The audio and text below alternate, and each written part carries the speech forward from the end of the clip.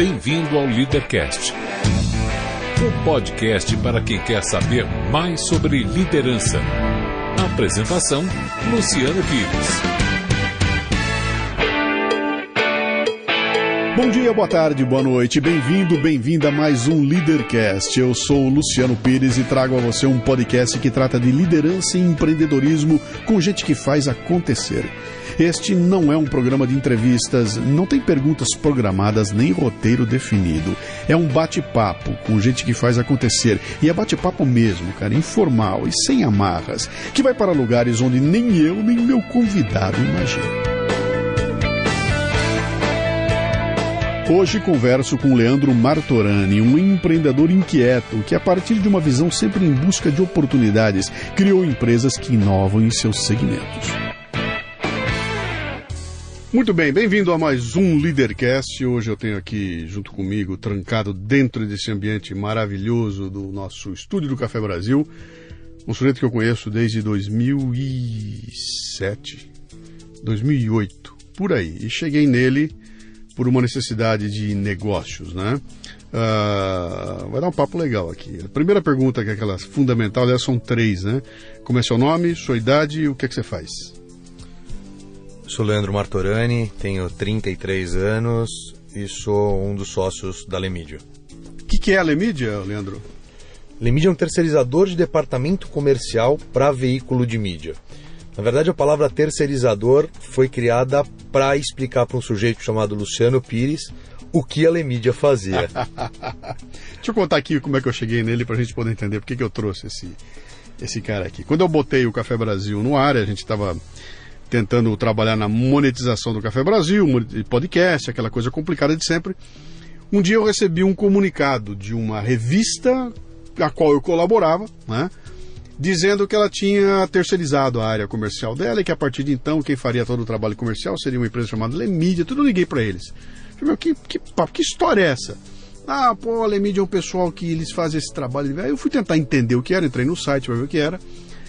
E entendi que eles tinham encontrado um nicho interessante, que era oferecer esse trabalho de comercial para as empresas que não tem bala na agulha para manter um departamento comercial. Então, uma pequena revista de nicho, uma revista para criadores de RAM, que tem ali 3.000 exemplares por mês, ela não consegue manter um departamento comercial. Então, o dono tem que escrever, tem que limpar o chão, tem que atender o telefone e tem que sair com a malinha para fazer a venda.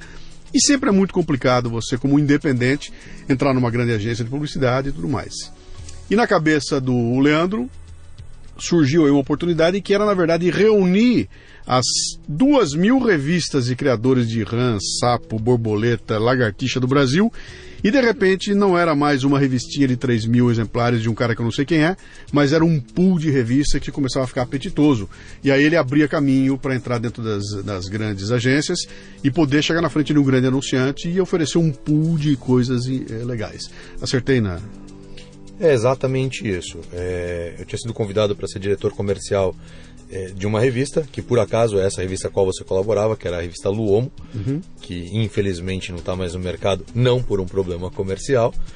E eu não aceitei na época a proposta, e o dono da editora, que é um querido amigo e um sujeito muito insistente, ficou tentando bolar junto comigo como que eu poderia colaborar comercialmente para a revista. E daí eu inventei essa história de terceirizar o departamento comercial.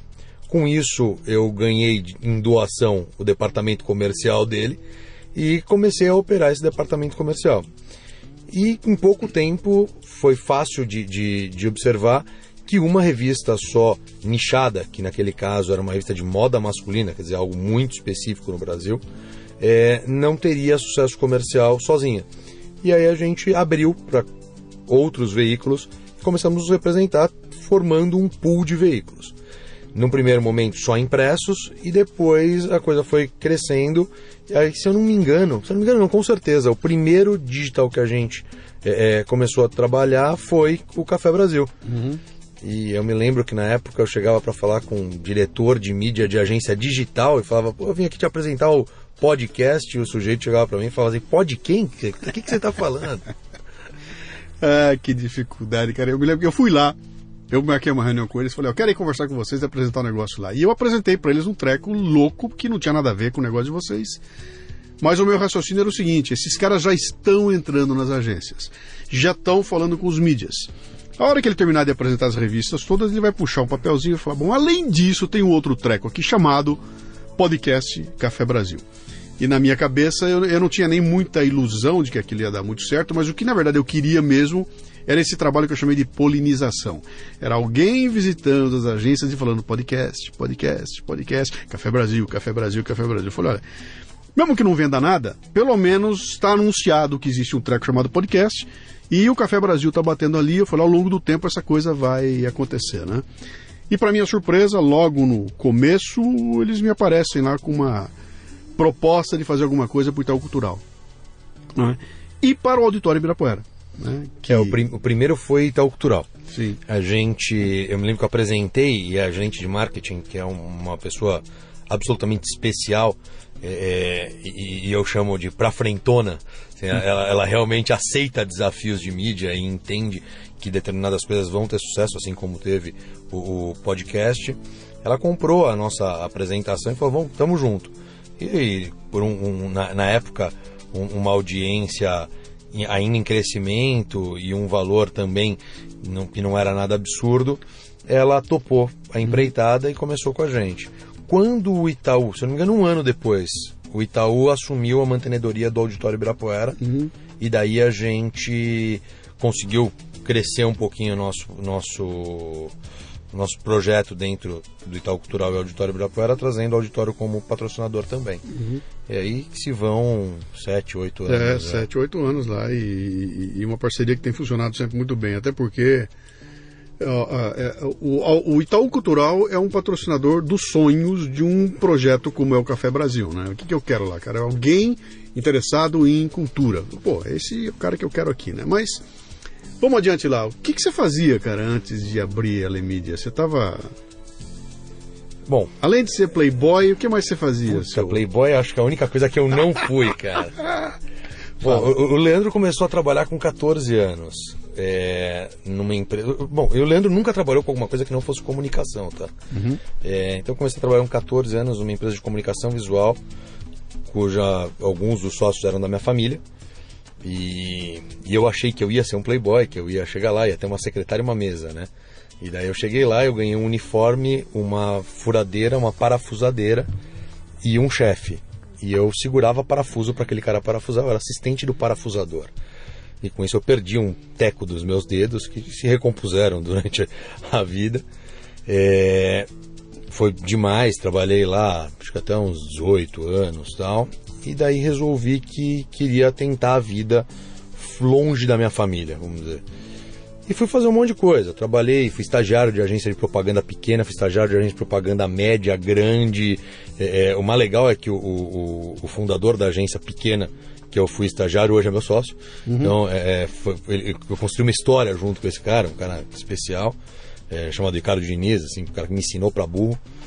Dali eu fui trabalhar com uma turma que possivelmente você conheça muito bem, que foi a Web Motors. Sim, claro. E eu, garoto, com 20 anos, fui ser estagiário da Web Motors, para começar a trabalhar com um negócio que pouco se sabia na época, né? Que era internet para o setor automotivo menos ainda. Me lembro de reuniões com grandes jornais de São Paulo, e os diretores comerciais falando que eu era maluco, que nunca que as pessoas iam deixar de anunciar seus carros nos jornais de domingo para colocar alguma coisa na internet. E não sei o que eles fazem hoje, possivelmente não sejam mais diretores comerciais de nada. E lá eu virei mídia. Lá eu comecei a trabalhar com mídia, não fazia a mínima ideia do que eu estava fazendo. Eu estava muito próximo naquela época, cara. Até a época que eu estava na Dana, e a gente se aproximou muito do projeto da Web Motors, porque era um projeto inovador, era uma coisa maluca. Eu me lembro das discussões que apareceram quando surgiu o Web Motors, que aquela ideia veio o seguinte: as pessoas vão comprar carro pela internet. Não é isso, a gente sabe hoje que não é isso, né? Eu não vou comprar um carro na internet, eu vou acessar as informações, vou fazer uma pesquisa, vou definir as melhores opções, e aí é que eu vou lá comprar o carro, né? Mas na época não era assim que se enxergava, né? Se via como quero comprar um carro pela internet. E era um baita absurdo imaginar isso numa época de... O máximo que a gente conseguia pensar era no Primeira Mão, né? Era a cabeça do Primeira Mão, né? Do jornal Primeira Mão, ver esses malucos com essa ideia da Web Motors. E eu me lembro que aquilo foi uma loucura, porque a Web Motors era um dos grandes signos daquela época, do nascimento da internet no Brasil, né? E era um grupo de moleques, era uma molecada, né? Silvio, a turma toda lá que... Daniel Vioniski, Fernando Ortemblat, gente muito competente que está aqui até hoje. Eu me lembro quando eu fui fazer minha entrevista para ser estagiário, me falaram que eu ia ter uma entrevista com o presidente da Web Motors. E a Web Motors tinha acabado de tinha sido comprada pelo ABN. Sim. Então eu estava indo fazer uma entrevista com um cara que eu nem lembro que cargo ele tinha dentro do ABN, mas hipoteticamente superintendente. E daí eu comentei com meu pai, que é executivo de uma multinacional onde se trabalha de terno e gravata, e ele falou para mim, pô, você vai lá de terno e gravata. Sim. E eu cheguei lá e dou de cara com o Silvio, de calça jeans e camiseta. Sim. E daí eu me senti o próprio vendedor de enciclopédia lá, né? E aquele cara me fez perguntas que eu não me recordo exatamente, mas eram todas absurdas. Nenhuma delas tinha a ver com o meu histórico profissional. Mas foi muito legal. E eu fui contratado para ser estagiário e eu achei que eu ia aprender sendo estagiário, né? Uhum. E eu sentei lá e no dia seguinte eu tinha um monte de trabalho para fazer. Uhum. E acho que isso fez eu gostar ainda mais do negócio. Ali eu aprendi um pouco do que era mídia e foi muito interessante porque eu tinha um professor de faculdade que na época tinha acabado de sair da Globo, que era um diretor de merchandising da Globo, foi diretor de merchandising muitos anos da Rede Globo, e na minha sala de aula na faculdade não tinha nenhum mídia. Então tinha um monte de gente de criação, tinha gente de atendimento, mas não tinha ninguém de mídia. E esse cara de alguma forma me adotou e me ensinou para burro, um cara chamado Douglas Murtoco, profissional assim, excepcional, professor maravilhoso, o colega de sala de aula de um dos sócios da Lemídia, que é o Luiz Fernando Marques, que também é professor universitário. Então, ali eu aprendi pra caramba e pouco tempo depois eu recebi uma missão do Silvio e do Silvio de Barros, né, fundador da Web Motors, e do Daniel Vioniski, que na época era gerente da Web Motors, pedindo para que eu fizesse a capilarização da audiência da Web Motors. O que será que é isso, cara? Naquele dia eu não fazia a mínima ideia do que era capilarização. Mas basicamente o que acontecia? Com a evolução da internet, as grandes metrópoles tinham uma audiência razoável e, por consequência, tinham um número razoável de carros anunciados. Com a compra quando o banco comprou a Web Motors, o banco estava comprando uma empresa de classificado, né? Aí já tinha desmistificado o que a Web Motors fazia e a gente tinha vestido ela realmente como um classificados. A gente precisava de audiência de outros lugares que não fossem metrópoles, porque o banco ia bater na porta daquele lojista lá do interior de não sei de onde, para que ele anunciasse os carros dele na Web Motors, e não adiantava nada ele anunciar e a comunidade local não buscar carros na Web Motors. Então eu fiquei aí um bom tempo, talvez um ano, viajando o Brasil, batendo na porta dos jornais regionais. Então eu chegava numa cidade pequenininha, batia na porta do jornal e dizia para o cidadão que eu queria ser a página de classificados dele. E ali recomeçava toda a minha explicação do que era a internet, do que a Web Motors fazia. Geralmente quem cuidava daquilo era o sobrinho do vizinho, do primo, do irmão de alguém. E a gente queria criar ali um canalzinho e foi um baita sucesso, graças a Deus. Foi um trabalho muito legal. Foi, o Web Motors é um dos grandes cases aqui nacionais, né? E aí é uma coisa interessante que eu me lembro hoje, quando a gente olha aqui, né? Outro dia eu fui fazer, eu sempre compro carro no mesmo lugar, né? Com o mesmo cara lá, que é um cara que atende a gente super bem. E eu tava vendo ele trabalhar, a gente fazendo uma pesquisa ali, cara, a Web Motors é ferramenta de trabalho diário dele, ele não vive sem aquilo. E ele era uma loja de carros que no começo se achou ameaçada, né? Quando surgiu a Web Motors, pô, esses caras vão perder meu negócio, e as lojas reagiram muito mal àquilo, porque era um concorrente que surgia. E hoje aquilo que era um concorrente virou uma ferramenta dos caras, trabalha em parceria e tudo mais, né? Mas aí, você vai na Web Motors e aí? Chega até onde na Web Motors? Vira o mídia da Web Motors? Eu fui mídia da Web Motors e na época que eu virei mídia da Web Motors, os fundadores saíram. E pouco tempo depois sai o gerente de marketing e o gerente de produtos, que eram os caras que mais sabiam do negócio fora os fundadores, né? E eles me convidaram para fazer um trabalho junto com eles. Eu já estava a fim de um outro desafio. Naquele momento eu tive a certeza, nada contra, mas que eu não servia para ser o funcionário de um banco e entrar nos padrões do banco para aquele momento, porque realmente era imprimir a cultura do bancário para o profissional de internet, que que era um conflito cultural monstruoso, né? Lá pouca gente não precisava, não podia ir trabalhar de bermuda, por exemplo. Então você tinha um monte de gente lá que podia ir trabalhar de bermuda, não tinha problema nenhum. O cara que mais entendia de tecnologia devia ter 19 anos. E o banco trazia uma cultura diferente, e aquilo me incomodou naquele momento, apesar de ter adorado trabalhar, na época, Banco Real, né, era a ABN AMRO Real, era divertidíssimo, um baita de um patrão. Foi, acho que, do mesmo jeito que em um momento eu decidi que aquilo não era para mim naquele momento da minha vida, também eu posso dizer que foi o melhor patrão que eu tive na vida. Foi o único que me fez pensar em abandonar o meu lado empreendedor, vai? Ali eu poderia ter uma carreira. Eu mesmo contei pro meu pai e pra minha mãe que eu estava saindo do banco e os dois carreiristas de multinacional ficaram de cabelo em pé, né?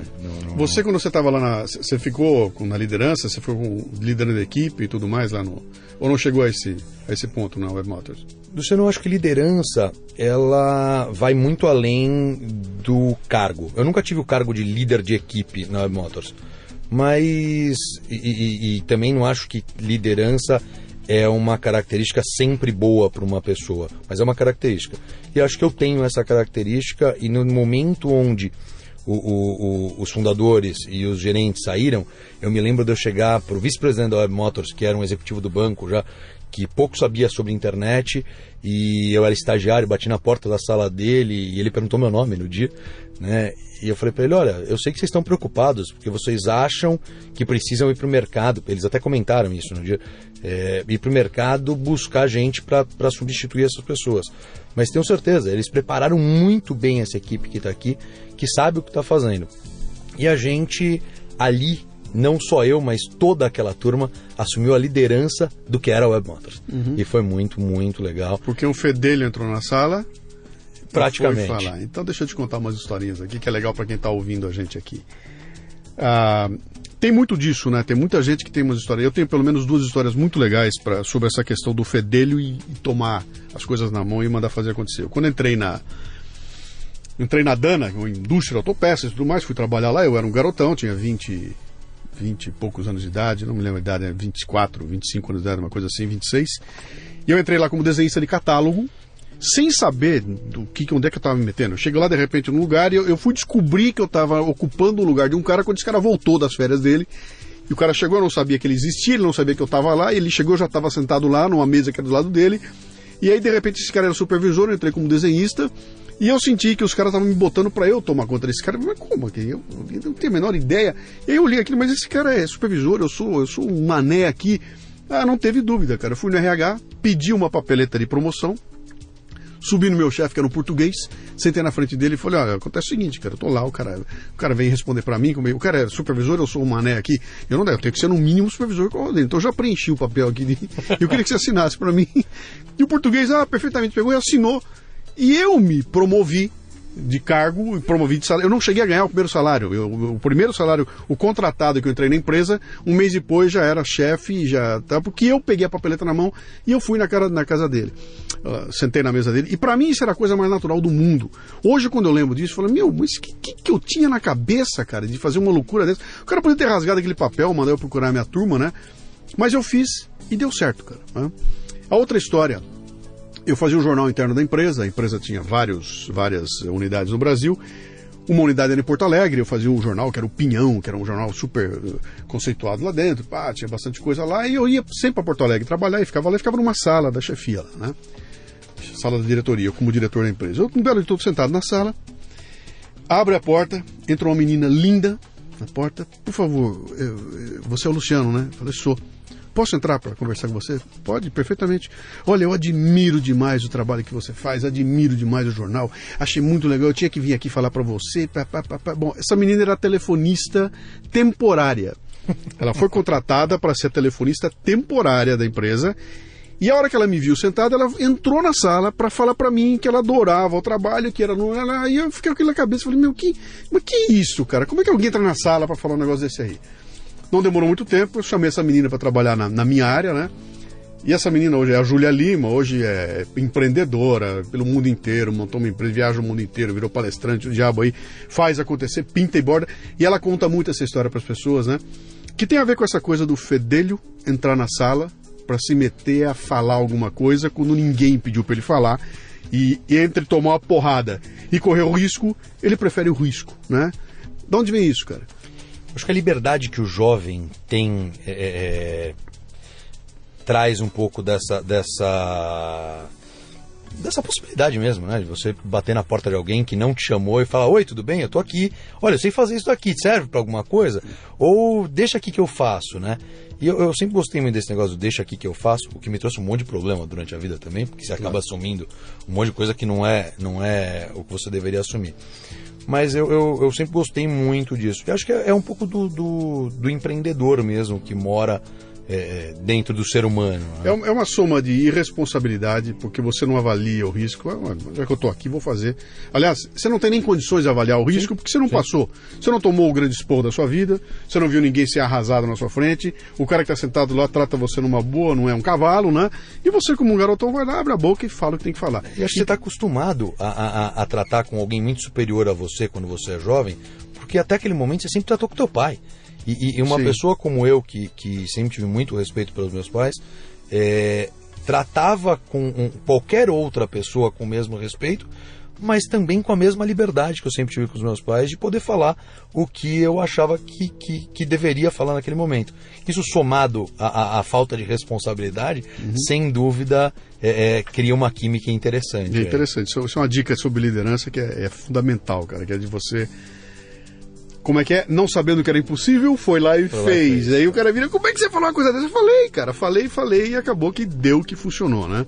Acho que o oportunismo é um negócio legal também. Acho que Na verdade não é oportunismo, né? Na verdade é o teu senso de oportunidade, né? Que é você sacou a chance, vai e faz, né? Não deixa a bola quicando, cara. Mas aí você tem que ter algumas coisas. Ou você é um puta do irresponsável, é irreverente, vai lá e assume, se der, deu, se não der também dane-se. Ou você tem uma puta autoconfiança, né? Que fala: bicho, eu sou o cara que vou fazer acontecer e tenho tanta confiança que pode jogar no meu colo, que deixa comigo, né? E eu acho que o cara que tem esses dois é um grande empreendedor. Pô, e é o cara que eu quero trabalhando comigo, cara. E é o cara que você quer trabalhando com você, e essa característica que a gente vê que anda meio difícil de encontrar, né? Cara, tem uma definição de Harvard que eu acho demais, que é a definição de empreendedorismo, que é a busca incessante por oportunidades, independente dos recursos disponíveis.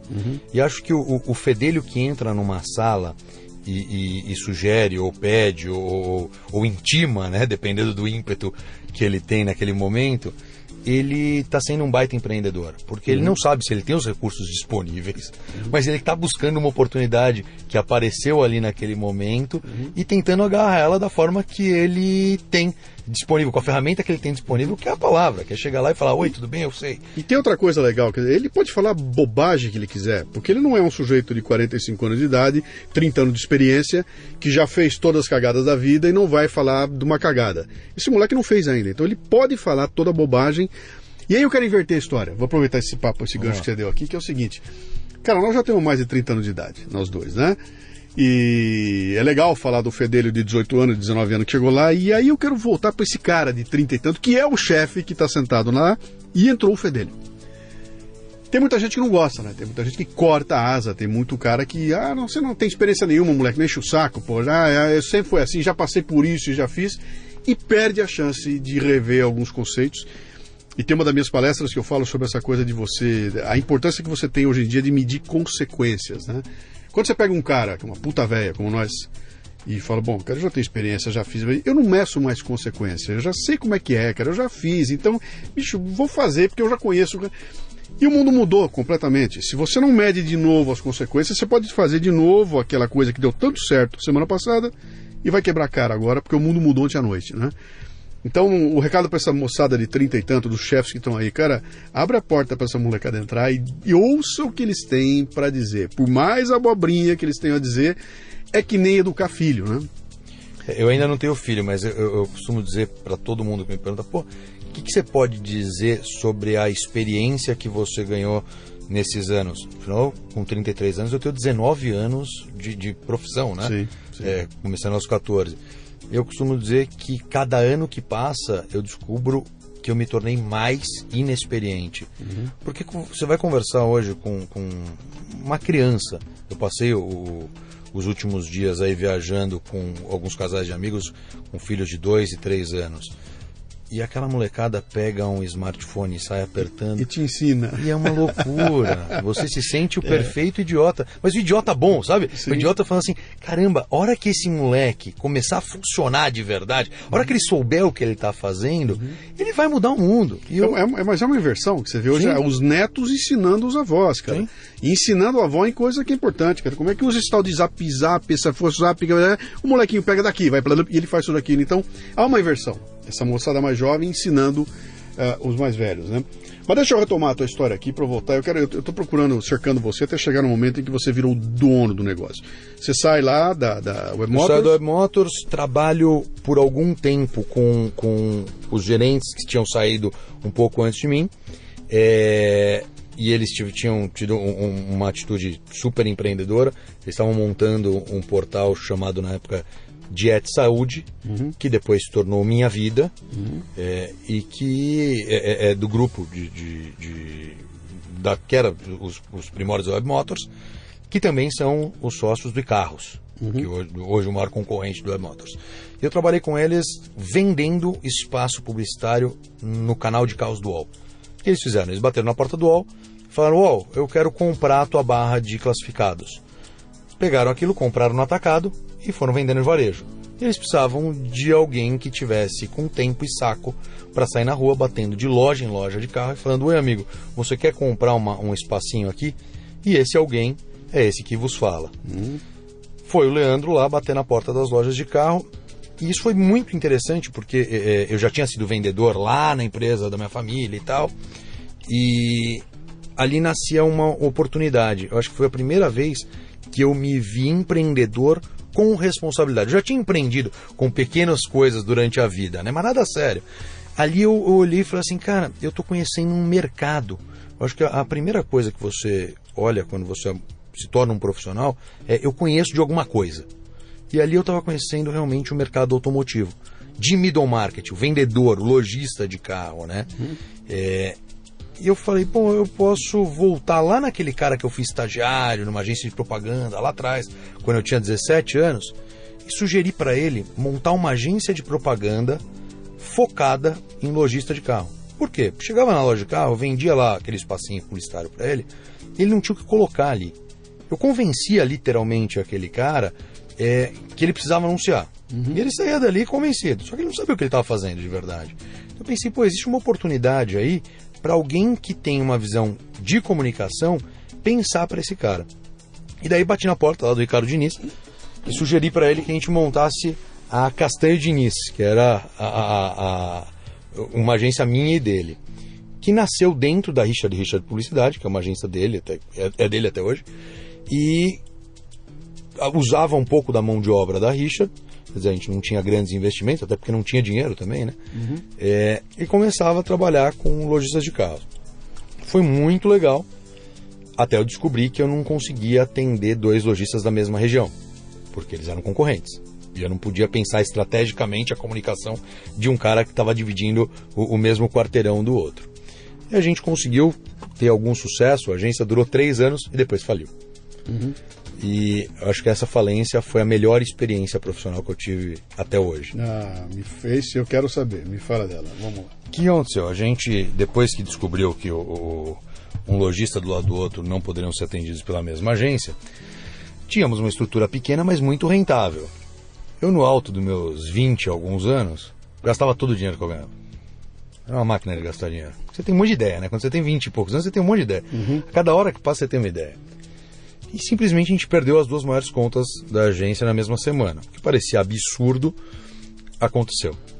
Então a gente atendia na época um grande varejista de automóveis que vendia 1.000 e poucos carros por mês.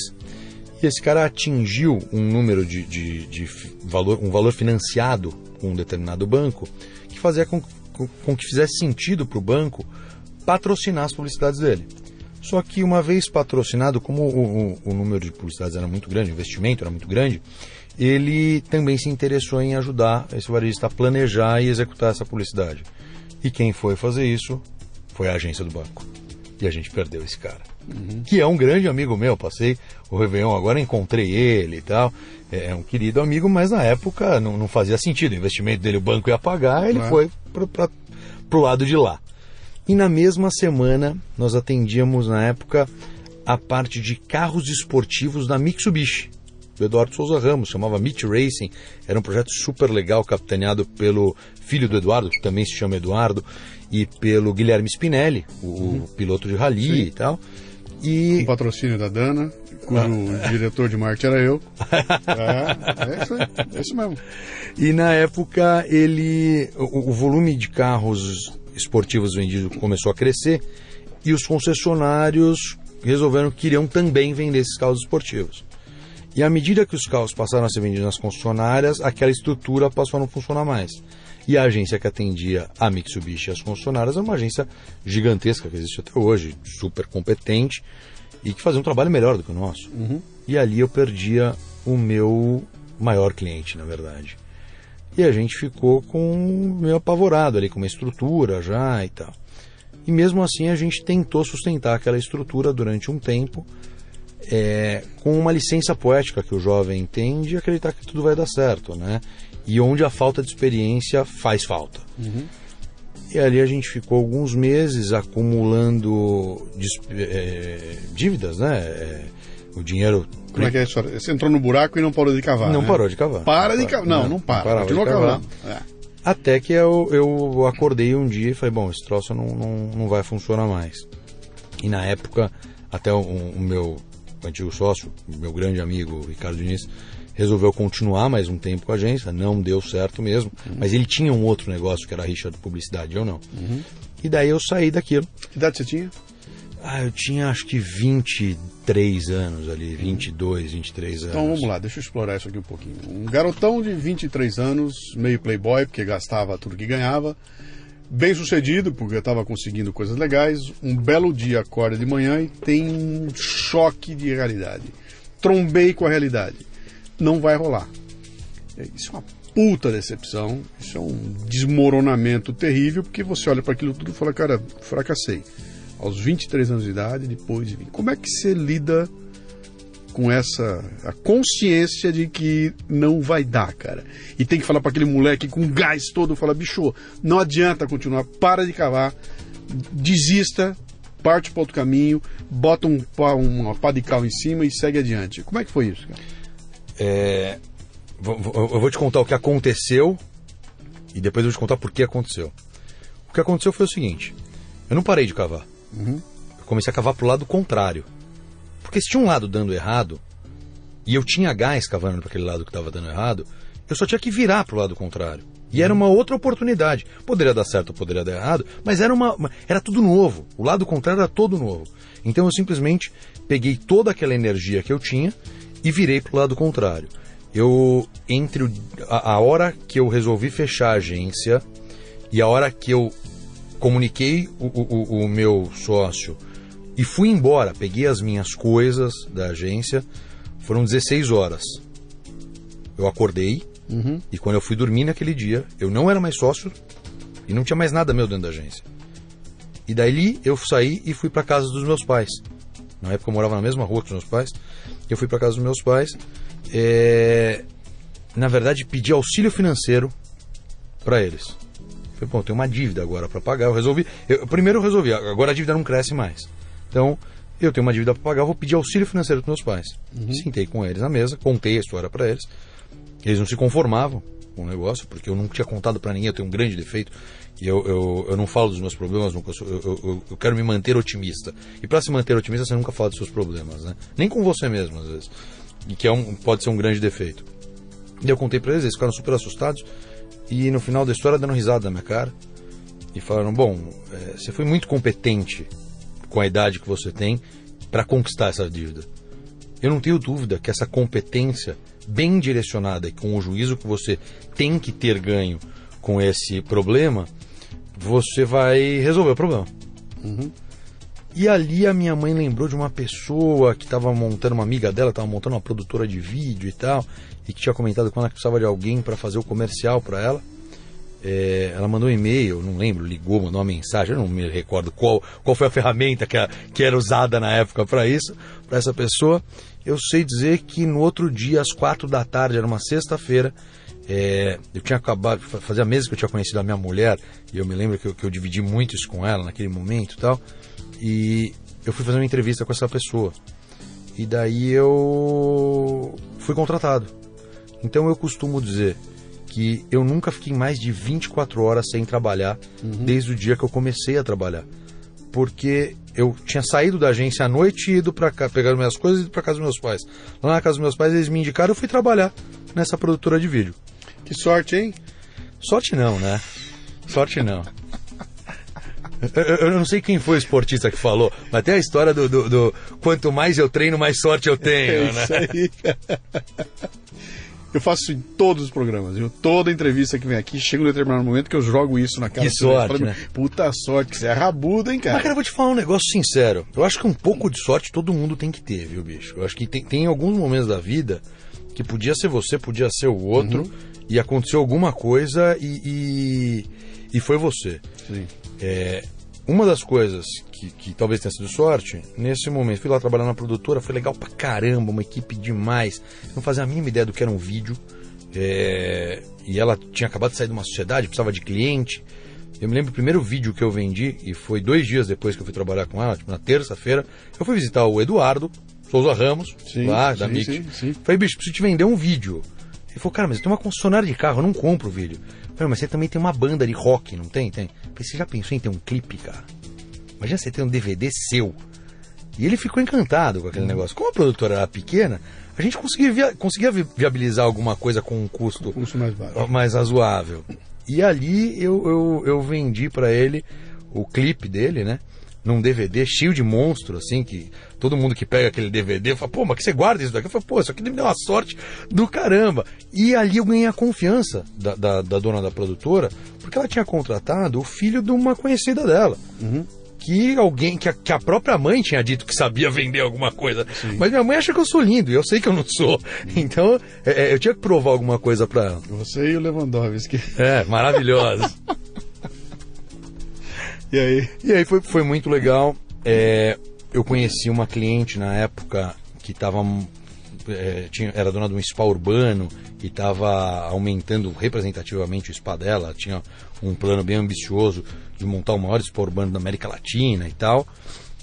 E na época eu atendi ela como cliente da produtora, e num determinado momento essa pessoa me convidou para ser diretor de marketing do spa, que é o Spa Rara. Fica, para quem conhece bem São Paulo, ficava na Avenida Europa, entre o MIS e a Ferrari, era um lugar super legal. E eu ajudei ela em tudo, assim, da obra, construir o spa literalmente, até fazer toda a comunicação e tal. E fiquei lá durante um bom tempo. E foi lá que eu conheci o José Lamônica, dono da editora Lamônica, como anunciante. Quer dizer, eu anunciava o spa na revista Luomo que você escrevia para trazer o público masculino, que era o leitor da revista. E foi daí que saiu o projeto da Lemídia, né? Que é uma das coisas que eu empreendi nesse tempo todo, entre outras, né? Eu adoro ter um side business também. Mas aí você, então, resolve montar aquele negócio e num determinado dia você acorda de manhã e fala, muito bem, agora eu sou o dono. Tem uma moçadinha aqui que trabalha para mim.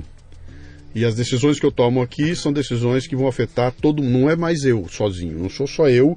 Vou, não vou, faço, não faço, pego, não pego. Ou tem um sócio aqui, nós dois só. Não é mais. Agora virou um business do qual você é dono do business, né? Você devia ter 20 o quê? Eu tinha 25 anos. Foi um ano. 24 para 20. Acho que eu não tinha 25. Eu não me lembro. 24 ou 25 anos. Pois é, cara. Não era um business que você herdou do seu pai. Não era um business que sua família fazia. Não era uma coisa. Era uma coisa, aliás, que não existia. E você bota em pé um negócio que não existia. E aí, cara? Da onde vem? Como é que é isso aí? Como é que você projeta uma coisa que não existe e parte para jogar o teu futuro em cima de uma coisa tão maluca assim, tão arriscada assim? Essa história ela seria mais interessante se eu dissesse que eu tinha planejado tudo e que tinha o melhor business plan do mundo, mas também seria a mais mentirosa do planeta. A grande verdade é que tudo foi muito orgânico.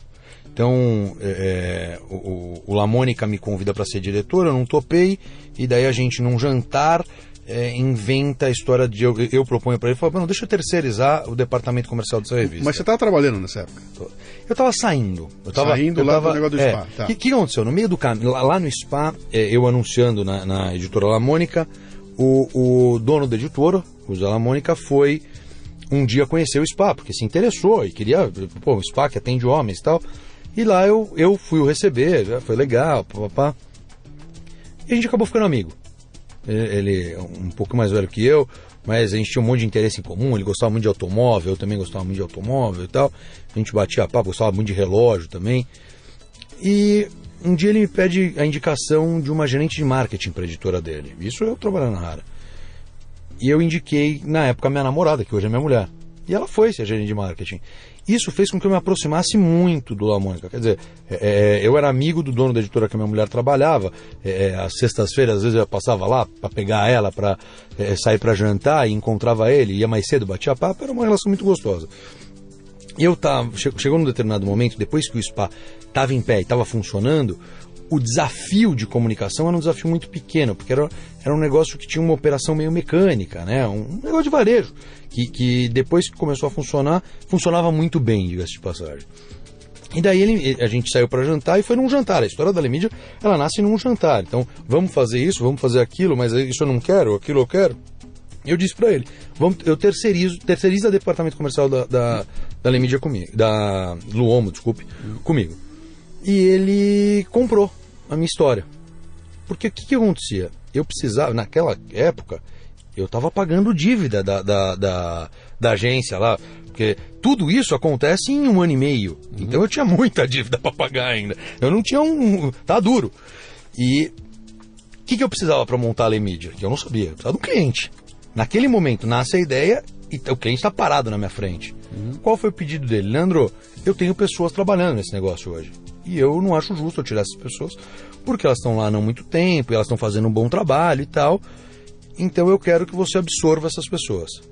Eis que quem era o diretor, para quem não conhece a estrutura comercial de uma editora, ela, na maioria das vezes ela tem um diretor comercial da editora e cada título tem o seu diretor comercial. Naquele momento o La Mônica me convidava para ser diretor comercial da editora. E existia um diretor comercial do título. Sim. Que era um cara chamado Luiz Fernando Marques. O Luizão. Que é o meu sócio na Lemídia. E eu brinco que eu herdei o Luizão. É isso que aparece lá, o Luizão, diretor comercial. E a gente sentou para bater papo, falou, bom, vamos fazer um negócio juntos. E aí a gente resolve montar a Lemídia, que na época não chamava Lemídia, não tinha nome, não tinha nada. Era a terceirização do departamento comercial da Luomo. Essa turma, ela basicamente financiou de forma orgânica o nascimento da Lemídia. Então ali foi um espaço emprestado dentro da agência de propaganda da amiga do dono da editora, sabe? E tudo com um custo muito baixo do Gato Escaldado, que tinha falido já por conta de um custo alto. Então tudo... o La Mônica tem uma frase que eu adoro, que é a demanda paga a conta. Tudo sempre baseado no que a demanda provinha de dinheiro para poder assumir determinados custos. E a coisa foi andando de forma completamente orgânica. Então, quando você me pergunta quando nasce o chefe, o dono, o empregador, eu vou te responder. Eu acho que nasce na primeira dúvida que eu não tinha ninguém para perguntar qual era a resposta. Então, tudo ia muito bem. Só que em determinados momentos eu tinha uma dúvida. Pô, eu faço A ou faço B agora? E daí eu, durante a vida toda, tinha um chefe, que eu falava, e aí, chefe, eu faço A ou faço B? Bom isso. É maravilhoso, é maravilhoso. Você tem pra quem perguntar. Puta, como é bom, cara. Como é que eu faço, cara? Tá bom, eu quero fazer a escolha por você, e se der errado você tá dividindo a responsabilidade e tudo mais. Nessa hora bate um negócio chamado solidão empresarial. Entendeu? Tenho que tomar. Eu tenho um texto muito legal, que é um texto meu que fez um baita barulho aí, que eu chama Solidão Empresarial, que eu conto exatamente isso. Falo, cara, tô lá, tenho que tomar decisão e não encontro ninguém com quem dividir, porque meus pares não estão... mas de repente eu tenho um amigo que não é o cara do mesmo negócio, ele faz outra coisa na vida, mas é o cara para quem eu ligo e falo, Zé, Eu tenho que tomar a decisão, me dá uma dica. E ele, sem saber do meu trabalho, do que eu faço aqui, ele me dá uma luz. E é o momento em que ele me ajuda a superar essa coisa da solidão empresarial, que não é só de empreendedor. Você tem presidentes de grandes empresas que sofrem de solidão empresarial, né? De um grande business, um executivo de banco, esse cara pode só acontecer, tomar decisão e não tem para quem perguntar. Cara, eu tinha ali um negócio interessante, porque a maioria dos meus amigos não são empreendedores, né? Então, os amigos não funcionavam. O meu pai não é empreendedor. Ele é um executivo carreirista que trabalha com uma coisa que não tem nada a ver com comunicação. Então também para ele não funcionava. Só que eu tinha trabalhado com um cara que eu admiro demais até hoje e é informalmente o meu mentor profissional, que é o Daniel Vilniski, que é o gerente de marketing lá da Web Motors, que é um cara pouquíssimo mais velho que eu, mas tecnicamente muito mais preparado.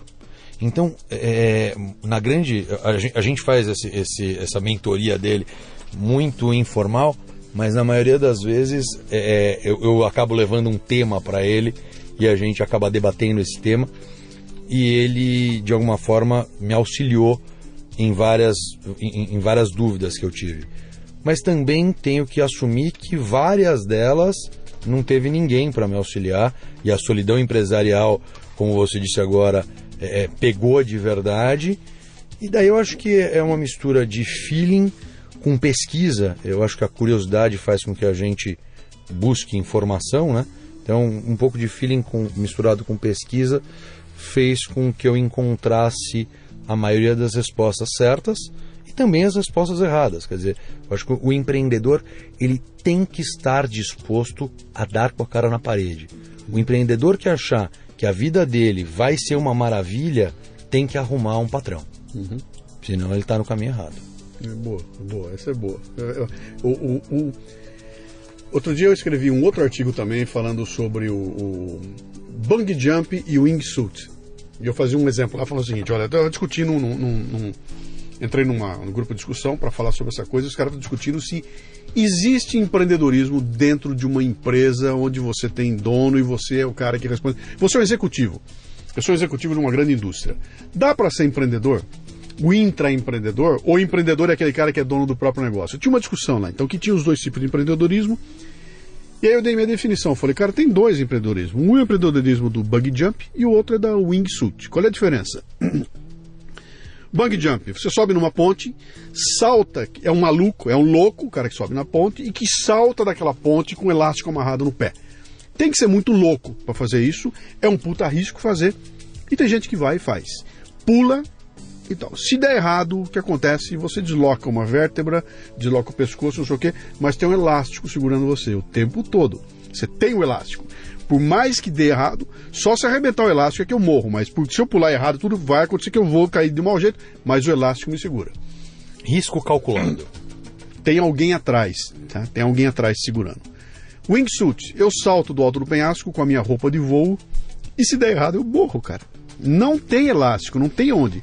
Os dois são loucos, os dois estão correndo um risco, os dois estão fazendo uma coisa que pode dar um resultado muito ruim, os dois têm que ter muita coragem para fazer, tem que ter essa coisa de, eu vou subir, vou me atirar no espaço, só que um se atira com o elástico, que é o executivo da grande empresa, e o outro se atira, que é o nosso caso. Eu sou dono do meu negócio, porque se der errado, eu dancei. Então eu dizia o seguinte, o que define o empreendedor é a capacidade que tem de correr risco. Eu posso correr risco com o elástico no pé, e posso correr risco com o wingsuit, né? Um corre muito mais risco que o outro. Dá para dizer que um é mais empreendedor que o outro? Eu diria que não, os dois são empreendedores, né?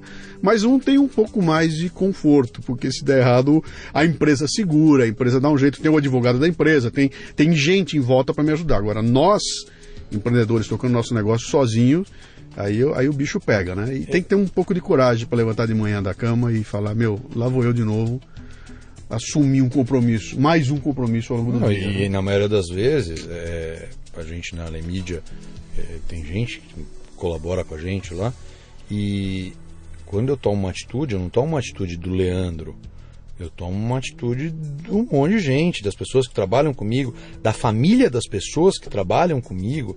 Então a responsabilidade é realmente muito grande. Mas eu concordo, eu acho que o empreendedorismo ele não é só para o empresário. Eu acho que existe sim o executivo empreendedor. Eu tenho uma passagem bastante interessante nesse sentido. Eu trabalhava na Rara E a Hara veio basicamente 6 meses depois de eu ter fechado a agência. Eu tinha passado um tempo na produtora de vídeo e o que eu ganhava na Hara era exatamente o quanto eu precisava pagar da minha dívida, para que ela tivesse um prazo razoável dentro das minhas metas lá e tal. Só que eu precisava viver. Então não tinha, a minha vida não se resumia a pagar aquela dívida, né? E daí eu me lembro que na obra da Hara tinham 2 salas meio perdidas lá, né? Uma era um alojamento, mas elas eram do lado da recepção. Elas eram 2 salas escondidas ao lado da recepção. E eu me lembro de chamar a dona do negócio e falar para ela: olha, tenho uma ideia, derrubar essas paredes aqui e vamos criar um micro shopping, onde a gente vai alugar essa sala por semana para que empresas venham aqui vender os produtos dela. E lá a gente teve algumas das melhores marcas do Brasil criando lojas semanais, era um espaço itinerante. E um segundo espaço onde marcas lançariam produtos. Quer dizer, um era uma loja, varejo, e o outro um espaço de eventos, vamos chamar assim. E nesse espaço a gente teve lançamento de automóvel, de perfume, de um monte de coisa. E ali eu propus para ela que eu fosse sócio daquele negócio. Mas aí foi uma mistura de bungee jump com wingsuit, que era... O risco era dela, o risco financeiro era dela, mas o risco de ganho era meu, porque era o único jeito que eu encontrava de me manter empregado pagando a dívida e ganhar um extra para poder viver. Isso é um sonho, quer dizer, eu compartilho o prejuízo e fico bem com o lucro, né? Que maravilha isso aí, né? Exatamente. Você falou agora há pouco aí que você vai lá tomar as decisões, você tem as pessoas que estão com você, as famílias das pessoas e tudo mais. Mas, cara, você é um empresário brasileiro, bicho. Você é um capitalista nojento, cara. Você anda num puta carrão. Você tem um baita relojão. Baita de um playboy, cara. Milionário, que explora seus funcionários, que paga pouco pra todo mundo, que quer ganhar muito dinheiro pra cuidar da sua vida e gastar. Seu coxinha. E aí? Qual é o botão que eu aperto pra me transformar nesse cara aí? Eu quero ser esse cara. Fora a parte de pagar pouco, que eu gosto da ideia de pagar bem. Cara, você pensa no negócio. Pagar pouco é muito chato. Você tem que pagar bem as pessoas que trabalham com você. Porque as pessoas que trabalham com você, elas compartilham de 1/3 do seu dia. Você imagina você conviver com pessoas tristes, porque são mal remuneradas, 1/3 do seu dia. O outro 1/3 você dorme. E o outro 1/3 você faz mais um monte de coisa. Quer dizer, é muito chato. A grande verdade é que o empresário brasileiro é um baita de um herói, né, bicho? Porque você conviver com a instabilidade econômica que a gente tem no país é surreal. Hoje eu fui, há pouco, encontrei uma pessoa num bate-papo, e daí ele falou para mim: poxa, Leandro, como que tá como que você vê esse momento de crise do Brasil, né? Eu defini para ele da seguinte forma: acho que a crise é muito parecida com um vestibular de uma dessas universidades concorridas, né? A vaga existe, são poucas. Quem ganha? Quem estuda mais. Então, eu acho que o empresário brasileiro é o cara que precisa trabalhar o dobro para ganhar metade do que deveria. Eu não acredito muito nesse modelo do paga pouco, que é bastante usado para a maioria das empresas do Brasil. Eu gosto que todo mundo seja bem remunerado, e dentro das minhas possibilidades eu tento fazer isso. E de alguma forma eu acredito em meritocracia num modelo meio Lehman da vida, né? Lehman, para quem não conhece, estou dizendo Jorge Paulo Lehman, modelo Ambev aí, onde você torna a pessoa que trabalha com você sócia do negócio. Mas eu gosto dos vidaholics e não dos workaholics. Porque eu também acho que você tem que trabalhar muito, mas você também tem que viver muito. Porque você se torna um sujeito chato, né? Aquele cara que 10 da noite está no escritório, 6 da manhã está no escritório, ele não vai no teatro, ele não assiste televisão, ele não faz nada. Mais ou menos eu.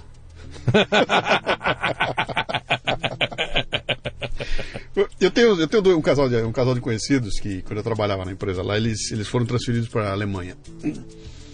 Jovens ainda, um casal jovem, foi para a Alemanha com um bebê pequenininho, foram para lá e passaram a trabalhar na fábrica da Alemanha, tá? Ficaram lá um bom período, e a gente escreviam para mim, ouvia o programa, era um negócio legal e tudo. Voltaram para o Brasil 4, 5 anos depois, voltaram para Porto Alegre, ficaram lá, vamos trabalhar de novo. Bom, bicho, passou um período, pediram demissão e voltaram para a Alemanha. Sem ter o emprego na Alemanha, voltaram para lá de outro jeito para trabalhar. E aí me escreveram. Eu falei, cara, mas que decisão é essa? Ele falou, cara, é o seguinte aqui, ó. No Brasil, bicho, eu não tenho tempo. Eu trabalho que nem um alucinado. Eu não tenho tempo de ficar com meu. Eu chego em casa 8 horas da noite, acabado. Eu e minha mulher, os dois acabados. Meu filho já tá dormindo. Eu não tenho tempo de ficar com eles. Cara, na Alemanha, eu chego às 4 horas da tarde do trabalho, eu tenho vida com meu filho, eu saio, eu vou, eu tenho tempo de fazer as coisas, eu não sou um alucinado no trabalhador, porque eu não preciso ser isso, eu consigo ter aqui uma qualidade de vida que eu não consigo ter no Brasil, né? E esse cara abre uma perspectiva pra gente que é um negócio maluco, porque nós que não vivemos isso, a gente não consegue imaginar o que será que é. Eu fui convidado para trabalhar nos Estados Unidos, lá em Toledo, Ohio. Me queriam me levar para lá, eu peguei e falei, eu vou aí, vou ficar um mês aí, né, pra gente ver como é que é. E fui trabalhar e fiquei lá, desse um mês eu fiquei uma semana trabalhando no headquarters, né, puta, prédio maravilhoso lá, né. E aí a primeira coisa que apareceu, eu entrei naquele negócio, aquelas baias baixinhas, né, bem daquelas coisas americanas, de filme americano. Eu entro lá, aquele povo trabalhando, eu vou conversar com os caras, todo mundo falando baixo. E o cara vem conversar com você e... Por que todo mundo fala baixo desse jeito, né? Pro outro não escutar, né? Aí eu falei, cara, isso não tá legal. Aí eu reparei o seguinte, bicho, não tem telefone tocando. Você não escutava barulho do telefone tocar. O telefone se baita, silêncio. Todo mundo falando baixinho. Que coisa é essa, né? Aí eu pego um dos caras que estava lá e o cara vai me levar para ciceronear, para eu visitar as empresas e tal. Aí passamos lá, ficamos tarde de montão. Chegamos lá 5 horas da tarde. E para eles acaba 4, né? Chegamos no escritório 5 horas da tarde, não tinha mais ninguém aquilo vazio. Eu entro na baia do cara e na tela dele, em cima da mesa dele, tinham lá uns 25 post-its que a secretária deixou com todo mundo que ligou e todo mundo queria falar com ele. Tava tudo lá. E eu entrei, quando eu vi aquilo, virei pro cara e falei, bicho, me desculpa, cara, eu sacaneei teu dia. Falei, teu dia, não se preocupe não. Eu falei, puta, eu saí de lá. Aí eu fui embora, frio desgraçado com neve, e a hora que eu fui sair, estava trancada a porta de saída. Eu peguei, não conseguia ir precisava alguém abrir para mim. Eu voltei na sala do cara, a hora que eu entro na baia do cara, ele está sentado jogando paciência. Com aqueles post-its berrando, pelo amor de Deus, liga para mim. E o cara jogando paciência, cara. Quando eu olhei aquilo, eu falei, bicho, isso não é para mim. Eu não vou conseguir sobreviver aqui, eu quero barulho, cara, eu quero feira livre, bicho. Eu quero adrenalina, eu quero os negros gritando, eu quero barulho. 4h30 da tarde eu tô desesperado pra voltar, porque eu sei que 8 horas da noite eu vou estar aqui baleando, se bobear eu tô te ligando, né? Leandro, que horas são? 9 horas da noite da quarta-feira, não tem time, né? E a gente não consegue comparar o que será que é essa vida num ambiente tão diferente do nosso aqui, porque nós estamos educados para ser assim no Brasil, né? E talvez é por isso que não muda. Entendeu? Por falta de comparação, de ter esse outro parâmetro, a gente acaba não mudando. Eu fui durante a maioria da minha carreira o workaholic perfeito. Eu gosto pra cacamba de trabalhar, sabe? Pode falar cacete aqui, né? Pode. Ah, que bom. Eu gosto pra cacete de trabalhar. Eu até voltei de férias anteontem e comentei com um sócio. Falei, puta, eu tô com uma vontade de trabalhar. Ele olhou pra minha cara e falou, mas você é maluco mesmo, né? Eu gosto demais. Mas eu também aprendi a ter vida. Eu estava comentando contigo, quando eu tinha pouquíssimo tempo de namoro quando eu abri a Lemídia. Então eu trabalhava na Lemídia 12 horas por dia, ia para casa, às vezes minha namorada estava lá, e eu ficava trabalhando mais 4, 5 horas em casa todo dia. Até que o negócio começasse a funcionar, né? Ele precisava de muita energia. E naquela época é o que você falou. Eu chegava em casa, eu ia pagar as contas. Quando não foram poucas vezes que todo mundo foi embora, eu peguei um rodo e fui passar pano no chão, porque eu não tinha dinheiro para pagar ninguém. E já tinha sido escaldado de um negócio complicado. Então, quando casei, a minha mulher falou pra mim, olha, mas quando a gente casar vai ser assim. E quando eu fui me casar, eu fiz um exercício sem querer muito interessante. Eu estava construindo uma casa na época, eu tinha me proposto a viajar uma semana sozinho antes do meu casamento para fazer um retiro espiritual. E de espiritual não tinha nada, era só um retiro. Las Vegas, né? Não. Era sozinho de verdade. Eu fui pro interior de São Paulo. E depois eu me casaria e ia ficar um mês de lua de mel. Bom, somando tudo isso, davam 60 dias fora do escritório. E aquilo, cara, me deixava assim. Eu acho que eu não dormi 6 meses antes do negócio, desesperado. eu ficava pensando, quando eu voltar, ferrou. Eu vou ter perdido 20 contratos. Tá uma algazarra isso daqui e tal, né? E eu fui, porque não tinha jeito, eu fui mesmo, né? Eu fui resolver o problema da construção da casa, fui fazer minha viagem antes de casar, daí casei, passei o tal dos 60 dias fora. E acho que durante esses 60... Minha mulher tinha pedido para que eu não atendesse nenhuma ligação, tal. Vou dizer que não fiz nada durante 60 dias, talvez eu tenha respondido 4 e-mails e feito 3 ligações. Quando eu voltei, eu tive a maior surpresa da minha vida. Tudo continuava igual. Eu tinha sido fundamental na criação daquele negócio. Mas um negócio bom, ele não precisa do gestor o tempo todo em cima dele. Quer dizer, as pessoas que estão ali, se você é um gestor que tem determinada competência, você soube contratar as pessoas que estão lá. E aquelas pessoas, elas sabem o que elas têm para fazer. Elas são responsáveis pelo resultado daquele negócio. Se a remuneração dessas pessoas é feita em cima de meritocracia, melhor ainda, elas não vão deixar a peteca cair. Talvez falte um pouco de inovação quando você perde, quando o gestor não está na ativa, talvez sim, mas ali eu descobri, caramba, como eu sou substituível. E o pior, eu sou substituível por ninguém, porque ninguém tinha ficado na minha cadeira durante aqueles 60 dias e tinha tudo funcionado.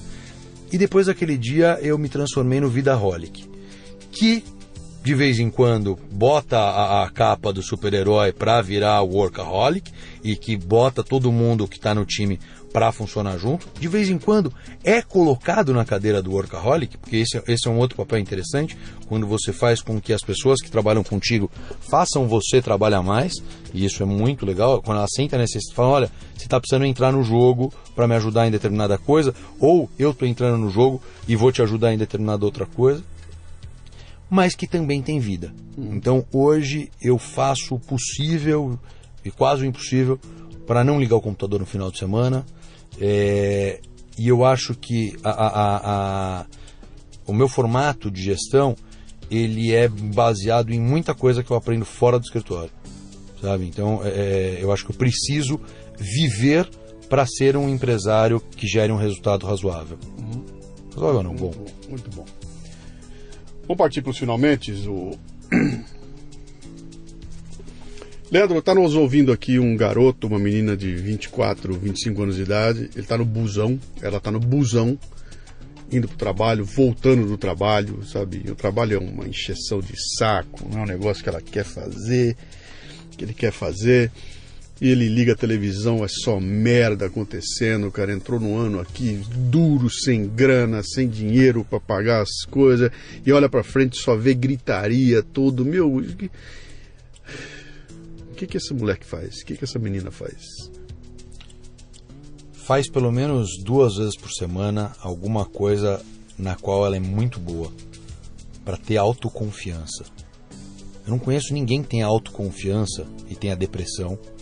Não conheço ninguém que tenha autoconfiança e não saiba o que fazer. Conheço um monte de gente que tem autoconfiança e faça coisas erradas. Mas não tem problema fazer errado, cara. Errar é legal. Errar é descobrir que tem um outro lado que é o certo. Agora, não fica pensando, não fica vivendo a coisa ruim, não fica vivendo o problema. Eu acho que o otimismo, que também provém da autoconfiança, nesse caso, é o melhor caminho.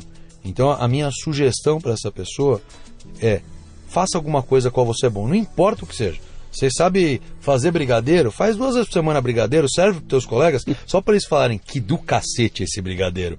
E aquilo vai inflar o teu ego, e o ego inflado depois não vai servir só para brigadeiro, vai servir para um monte de outras coisas. Porque ele contamina, né? Contamina. Como alegria, né, cara? Acho que não tem uma pessoa alegre que não contamine o ambiente. Se eu não me engano, o Lehman uma vez falou... Eu prefiro ser otimista, né? Porque eu não conheço muitos pessimistas bem-sucedidos, né? Então eu acho que o otimismo ele é a chave de tudo. Eu, por exemplo, faço também todo o possível para não assistir noticiário, sabe? Fora uma informação política realmente relevante, eu acho que o resto é informação pequena, média ou grande, feita para vender notícia. Eu conheço um pouco desse negócio de comunicação e sei o quanto aquilo é explorado para que o público ache interessante. Então eu prefiro conhecer um pouquinho do que eu sou capaz de fazer e fazer muito dessa coisa. Muito bem, grande Leandro, valeu o papo, cara, uma conversa interessante. A gente acaba sendo legal porque a gente acaba aprendendo coisas sobre as pessoas que eu conheço há bastante tempo e que nesse papo aqui surgem ângulos que a gente nunca sentou para conversar, né? Nós nunca falamos dessas coisas durante o almoço, né? E é para isso que serve o Leadercast, especialmente porque tem gente ouvindo aqui e aprendendo algumas lições legais. Muito obrigado por ter vindo.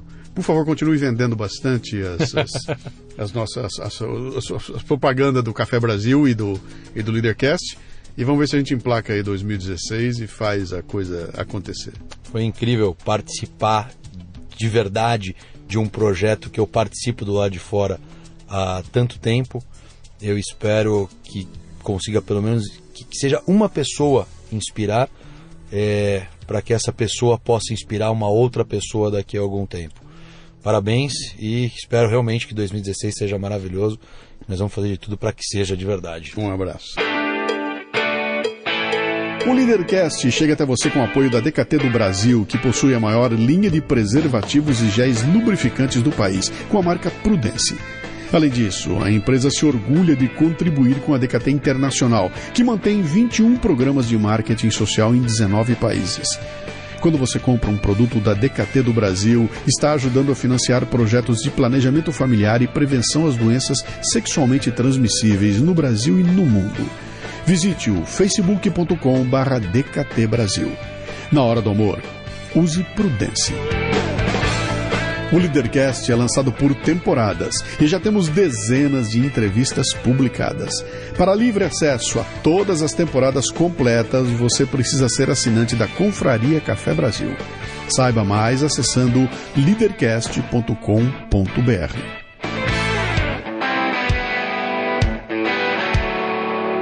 Você ouviu o Leadercast com Luciano Pires. Mais uma isca intelectual do Café Brasil. Acompanhe os programas pelo portal cafebrasil.com.br.